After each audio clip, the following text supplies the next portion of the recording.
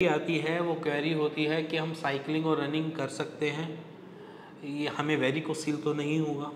तो सिंपली मैं आपको कुछ चीज़ें नोटिस करवाऊंगा। अगर आपकी बॉडी उस टाइप की है तो शायद आपको वेरिकोसील हो सकता है। अगर आप लीन हैं, बहुत ज़्यादा पतले हैं और आपकी जो डे टू डे की रूटीन है वो बहुत ज़्यादा जिसे मैं बोलूँ कि बहुत ज़्यादा एक्सरसाइज से भरी हुई है, बहुत मल्टीपल चीज़ें आप करते रहते हो एक्सरसाइज में, जैसे कि आपने साइकिलिंग बहुत ज़्यादा कर ली या रनिंग बहुत ज़्यादा कर ली या जिमिंग बहुत ज़्यादा कर रहे हो या फिर बहुत अलग अलग एक्टिविटी ऐसी परफॉर्म कर रहे हो या किसी कैसे भागा दौड़ी वाला ज़्यादा काम है या बहुत ज़्यादा फुटबॉल बहुत ज़्यादा खेल रहे हो या कुछ भी ऐसे फिज़िकल वर्कआउट्स के अंदर बहुत ज़्यादा इन्वॉल्व हैं पूरे दिन में और आपकी बॉडी लीन है और इसके साथ आप कॉन्स्टिपेशन फेस करते हैं तो आपको वेरिकोसील होने के चांसेस हैं।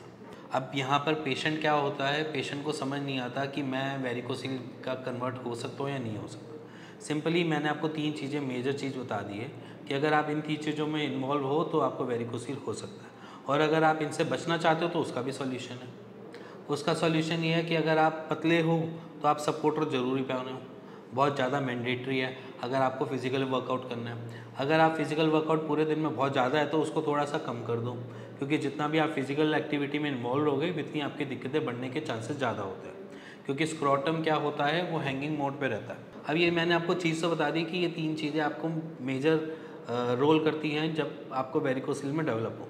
बट यहाँ पर मैं आपको एक कंसेप्ट समझा देता हूँ कि ये होता क्यों है उनके साथ। वो कंसेप्ट बेसिकली है कि अगर आप लीन हो, पतले हो, तो हमारा स्क्रोटम जो है वो गर्मी में या जब हम ज़्यादा एक्सरसाइज करते हैं, जब हमारी बॉडी वार्म अप होती है या वार्म फील करती है तो हमारा स्क्रोटम क्या करेगा, वो लटकेगा, वो हैंगिंग मोड पे जाएगा। हैंग क्यों करेगा? हैंग इसलिए करेगा क्योंकि उसने अपना टेम्परेचर मेंटेन करना है। अब वो टेम्परेचर मेंटेन के चक्कर में वो हैंग करेगा और जब वो हैंग करेगा तो वहाँ पर क्या आएगा कि आपकी वेन्स जो हैं वो डैमेज होने के चांसेस बढ़ जाते हैं। अब उसमें क्या होता है, आपकी कोर मसल्स प्रेशर जनरेट कर रही होती है, चाहे आप रनिंग करो स्टमक तो टाइट होता ही है हल्का बहुत, एब्स करो तब भी स्टमक टाइट होता ही है, कोर की मसल्स होती है। अगर आप 2.5 किलो का भी वेट उठाओ, चाहे 5 किलो का वेट उठाओ, चाहे पुलअप्स लगाओ चाहे पुशअप्स लगाओ, आपका स्टमक टाइट होता ही होता है। आप फ्री नहीं रखते हो, आप इनहेल एक्सेल सब कुछ कर लो फिर भी आपका स्टमक टाइट मिलेगा ही मिलेगा, क्योंकि जब भी आप वेट उठाते हो हमारा एक बॉडी ऑलमोस्ट सबकी एक तरीके से ही काम करती है। जब हम वेट उठाते हैं तो हम स्ट्रेंथनिंग देने के लिए अपनी कोर मसल्स को टाइट कर लेते हैं और जब कोर मसल्स को टाइट करते हैं तो उसका प्रेशर जनरेट होता है नीचे और ऊपर की तरफ, और जब वो प्रेशर जनरेट होता है उसकी वजह से वेरिकोसील डेवलप होने के चांसेस बढ़ जाते हैं। लीन में इसलिए हो जाता है क्योंकि उनका डाइवर्जन जो होता है प्रेशर का वो अपवर्ड और टूवर्ड्स डाउनवर्ड डायरेक्शन में थोड़ा ज़्यादा मिलता है, जिसकी वजह से उनमें ज़्यादा फॉल्ट देखने को मिलता है। अब इसके रही बात, ये पहला पॉइंट। अब सेकंड पॉइंट ये रहता है, अब पेशेंट कुछ ऐसे भी मिलते हैं जो ऑलरेडी डेवलप्ड वेरिकोसील के साथ आते हैं, जिन्होंने काफ़ी टाइम रनिंग करी हो, काफ़ी टाइम साइकिलिंग करी हो, उसके बाद वो इस प्रॉब्लम में एंटर हो चुके हैं।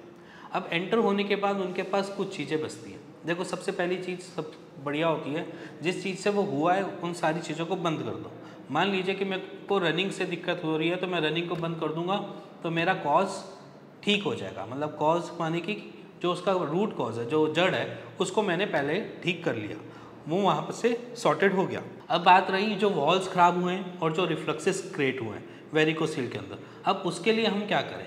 उसके लिए हम एक्सरसाइज पहले करेंगे। एक्सरसाइज से क्या होगा कि हम ब्लड के फ्लो को बेटर करेंगे, जिससे उसमें बेटरमेंट आए, जिससे ब्लड का फ्लो अच्छा जाए। अब थर्ड क्या ऑप्शन पकड़ते हैं? थर्ड ऑप्शन पकड़ते हैं कि वहाँ का ब्लड का फ्लो बेटर तरीके से तो चल ही रहा है, साथ साथ उसको स्ट्रेंथनिंग मिलती रहे। स्ट्रेंथनिंग की वेन्स को स्ट्रेंथनिंग मिलती रहे कि वेन्स अपनी जो स्ट्रेंथ है वो ना ज़्यादा लूज़ करें। मतलब कि इलास्टिसिटी तो होती है हमारी वेन्स के अंदर, वो ज़्यादा इलास्टिसाइड ना है, जिससे वो डायमीटर और बड़ा ना करके रिफ्लेक्सेस और बड़े ना कर दे, जिसकी वजह से दिक्कत आपके टेस्टिस को होनी चालू हो जाती है, क्योंकि उसको अपनी पूरी अमाउंट ऑफ एनर्जी नहीं मिल रही होती है, कॉज बाय रिफ्लेक्सेस और कॉज बाय आपके जो वहाँ पर टेम्परेचर ना मेंटेन होने की दिक्कत है। अब बेसिकली अब इसको ठीक करने के लिए आपने सपोर्टर ज़रूर पहनना है, ठीक है। मैं सबको बोलता हूँ सपोर्टर पहनना मैंडेटरी है। सपोर्टर पहनना इसलिए ज़रूरी है क्योंकि वो हैंग नहीं करेगा और आपको आगे डैमेज होने से बचा लेगा। इसी के साथ अगर आपके मन में कोई भी डाउट है, कैसा भी डाउट है, आप नीचे दिए हुए नंबर पर मेरे को कॉल कर सकते हैं, मेरी टीम से बात कर सकते हैं, और इसी के साथ साथ अपने आसपास किसी भी होम्योपैथ या आयुर्वेद फिजिशियन से भी बात कर सकते हैं। और अगर आपको कहीं आंसर ना मिले तब मेरे को भी कॉल कर सकते हैं। इसी के साथ मिलेंगे नेक्स्ट वीडियो के लिए, तब तक के लिए नमस्कार।